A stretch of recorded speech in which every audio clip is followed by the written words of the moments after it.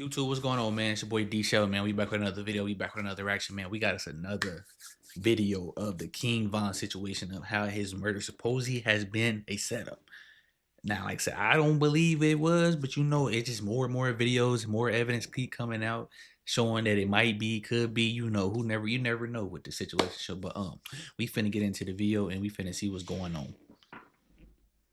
How is it that when a celebrity gets shot in front of his armed security, the security doesn't fire back? Why did King Von, at the last minute, decide to go to the lounge he would eventually... That is I heard his security was firing back, but supposedly one of their guns jammed, the other one got knocked by the police. And yeah, that's what I heard. You feel me? So they was indeed firing back. Now, what happened truly, we don't know for real. Really be killed at when it wasn't part of the original plan? Why was the man he attacked seemingly caught off guard despite walking right past King Von's entourage? And did NBA Youngboy really tell Von that when he killed him, he would show the world his body? Hey, ask about YB. You talking about the voice message that YB sent? Oh, yeah. The man said, "When I kill you, I'm gonna show the world your body. When I kill you, I'm gonna show the world." I said, man, who is that? I said, man, that's the nigga Youngboy. Now, for the past 5 years, the question of what happened to King Von seemed pretty cut and dry. Rappers die all the time, and this event happened to be caught on camera, and it seemed pretty clear. He punched a man in a stand your ground state, and he lost his life for it. Von had made a statement, as well as people in his entourage, that he wasn't cool with NBA Youngboy or any of his associates. So how did Von and Youngboy's associate end up at the same hookah lounge on the same night at the same time? One group had just come from a nightclub, and the other group had just come from a video shoot. Could it have really been a coincidence that they crossed paths? I'm sure as many of you have seen recently, Vonnie, a very strange associate of the whole OTF camp, his father has recently come out with several allegations, all after a leaked phone call where Vonnie was seemingly admitting that he was going to take a plea deal and make sure that he got less time than Lil Durk and the other guys on the Lil Pad murder from Beverly Hills. Now, Vonnie's father has made some very heinous accusations, but the fact that it comes from his own father, I can't just dismiss it as all lies, especially since he himself explains that the main factor behind him airing out all of this business is money, which, although petty, is very believable. Vonnie, a man from Detroit, whose only connection with these gang members out of Chicago is that his father... He not even from Chicago, let alone they blocks? I'm thinking I know for sure he wasn't from O Block. I'm thinking he from Dirt side, you know, Landron 300, that side. He not even from Chicago. He from Detroit, so how the hell did he even get this much power to even control their money? Make purchases and all, like how is that even possible if he from Detroit? Like, don't get me wrong, I know Vonnie father and King Von father was cool, but how did he get in cool with Dirk to be handling Dirk's money and all that, even doing King Von's money and all that, even if they really didn't grow up together? I didn't know that. I didn't know he wasn't from Chicago, let alone, you know, from their block. Like, that don't make sense. Was close friends with King Von's father, but Von's father has been dead since 2005, nearly 20 years before Von died. But for some reason, Vonnie had weaseled his way in between two of the biggest artists coming into 2020. He's seen in several videos carrying the money and making big purchases for both Lil Durk and King Von, a man who's not even from Chicago. And in the immediate aftermath of Von's death, several allegations came out that people close to him were stealing from him, such as security footage showing men seemingly running from his home carrying items that they didn't come in with, and then there was talk of money missing out of the safety deposit boxes. And Vonnie's father claims that at least the safety deposit box was his son's doing. Now, Vonnie's father claims that Lil Tim, the man who is credited with shooting King Von after he attacked Quando Rondo, was paid months before the incident even took place. But is he telling the truth?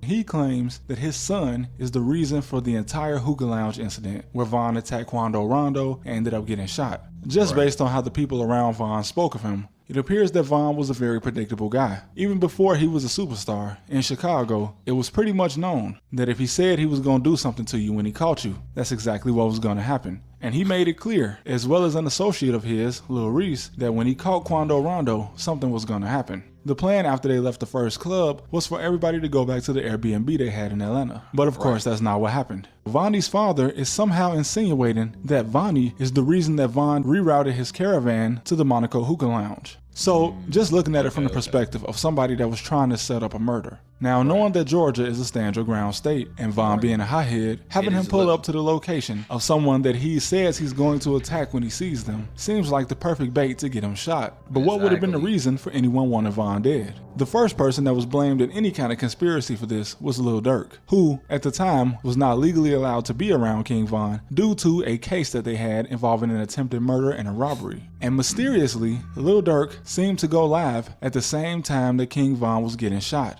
Now, I've seen at least one guy. Now, and this ain't the first time.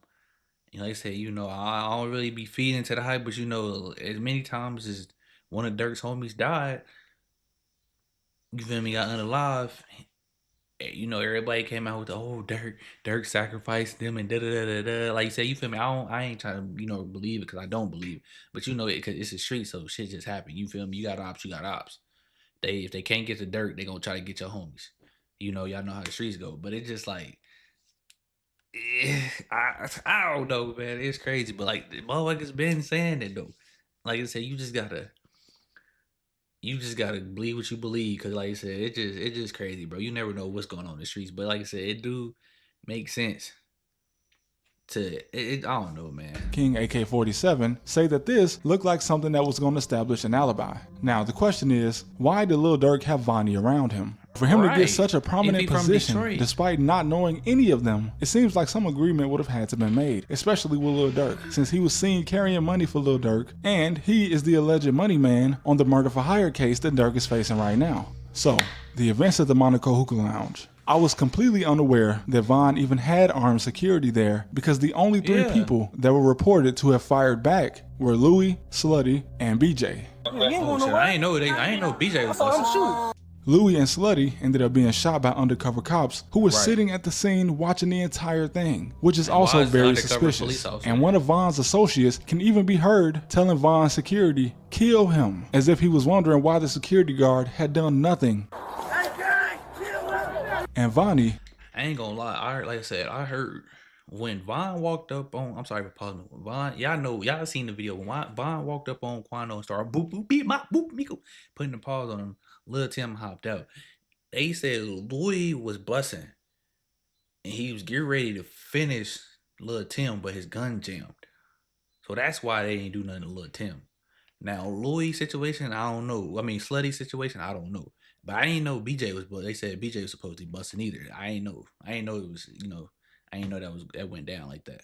Who again is not even from Chicago, couldn't have had a close bond with any of them. As out of everything his father said, that is the most likely, that he was only there for money. And being the money man, he would probably know how easy it would be for him to steal money out of King Von's security deposit boxes, as he had probably made several trips to the bank with King Von depositing his money. And regardless of if you believe that King Von was some type of serial killer or not, it's more than likely that he would have been serving 25 to life for something had he still been alive today. And everyone around him knew this. The FBI say he was their lead suspect in a murder from 2014, and as I said, one of Lil Durk's lawyers said on the Atlanta News that he would be the one charged in the Atlanta case had he still been alive, not Lil Durk. So somebody that wasn't his friend in the first place, and especially someone that was heartless, would have no problem getting him out the way for a quick come up. And the allegation of him being told that when he was killed, they were going to show the world his body just can't be a coincidence. Only certain people are allowed in a room to take a picture like that. So for someone to jeopardize their job and likely freedom, there had to be some type of money involved. Nobody just did this for fun.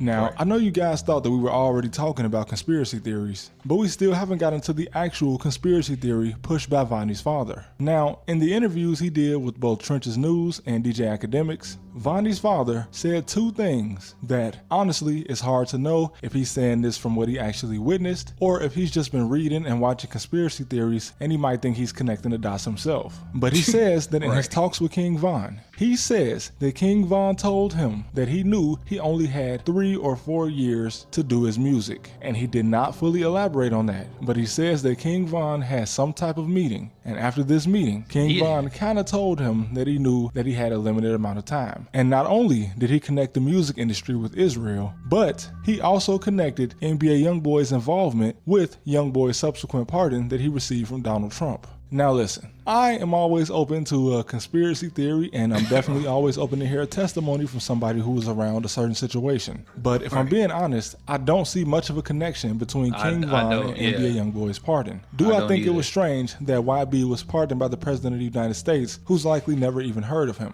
Yes, I think that was very strange, and I do think there was some type of agenda behind that pardon. And like I said, the autopsy picture is a very strange thing to come out.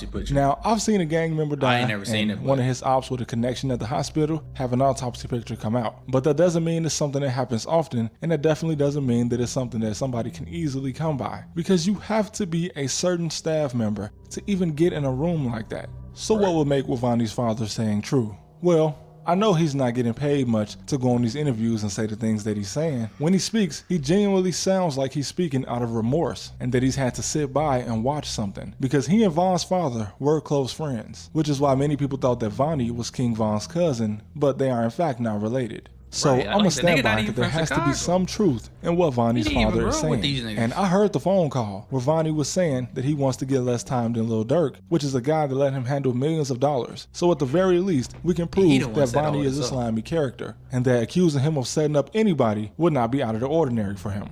So in the end, it's clear that King Von didn't just die because he attacked someone in a stand your ground state. A witness on the scene who doesn't have any social media presence, just some random guy that was caught on a police body cam, even said that it looked like a setup. These motherfuckers just pulled up, jumping out the car. They knew it was set up before they got down. And although King Von could have avoided this entire situation himself by not being a hothead, I do believe that somewhere, somebody was pulling strings to make sure things went exactly how they went. But that's all I got for today, man. And I'll see you next time.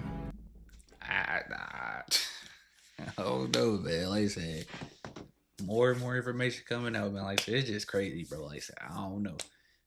It just, I like I said, I don't believe it. I don't want to believe it.